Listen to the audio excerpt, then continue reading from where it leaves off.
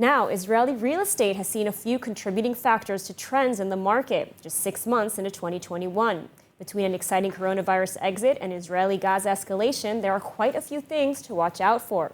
And so here to give us some more insights is Eyal Katz, founder and CEO of Skyview Real Estate. Welcome. Thank you for having me again. Thank you for joining. So, unlike other countries in the world, in Israel, everyone's talking about bomb shelters, right? Especially since the recent escalation with Gaza. Israeli contractors now are required by law to have to build apartments with fortified rooms. Is that correct? Yeah. Yeah, and I mean, are all apartments in Israel currently protected? Well, for the first question, the law was changed in 1992, and after the Gulf War, the law requires that every new apartment will, as you said, will have a safety room. Before that, the law required that every building had a safety room in the basement. Mm-hmm. But that was a little problematic because if I live on the high floor and the alarm going on, I have 1 minute to run down to the basement. That's impossible. So they changed the law in 1992.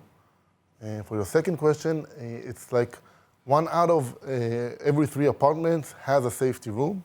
Mm-hmm. That's not enough, and we need to improve that. Absolutely. And I mean, I understand that shelters also need to be maintained. So what kind of tips do you have? What should we look for? What do we need to do? When I go to see a flat and there's a safety room, what I would look for is to see that the door of the safety room is the original door. Because it's a heavy door and it's hard to close, people tend to take it out and replace it by a regular door. Mm-hmm. That, of course, doesn't meet the standard. So look that the original door is there. Same thing, I will check the window, that the original window is there. It's a big metal thing. Check that it can move back and forth, because sometimes it gets stuck and you cannot close it, and then you don't have a safety room. Mm-hmm. Another thing, there's like a big, everybody thinks it's an AC. It's not an AC over there. That's an air filter, okay? So the big hole. Not the hole. Not the hole? No, there's like a big AC, but it's not an AC, it's an air filter. Mm. So check that it's there and nobody took it out or damaged it.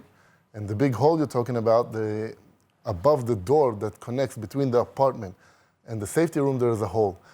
In Israel, it's hot and people tend to put air conditioners in the safety room. That's fine, but just check that nobody covered it or damaged that hole. These are very important tips, especially in Israel. Now, as we approach the middle of 2021, how has the real estate market performed during this period compared to, say, 2020? If we look at the data, I like to look at the data of how much the public took loans from the banks, mortgage loans. And if we took 2020, the corona year, we can see that the public took 78 billion shekels worth of loans from the bank, mortgage loans. That's an increase of 15% to 2019.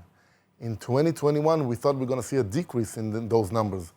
But if we take the data today and analyze it till the end of the year, we can see that the public is going to take around 90 billion shekels worth of mortgage loans.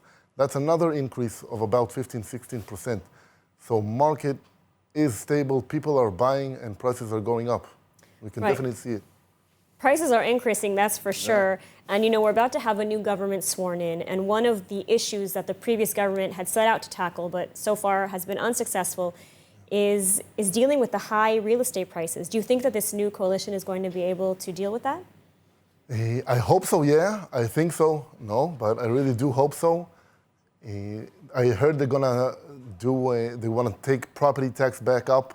That's a really good thing, but it's going to take investors out of the market. I heard about rent control that they want to do. But, talking is one thing and doing is another thing. So let's see if it's really going to happen. And I wish them a good luck. And I hope I was helpful. Eyal Katz, thank you so much for taking the time to speak with us today. Bye-bye.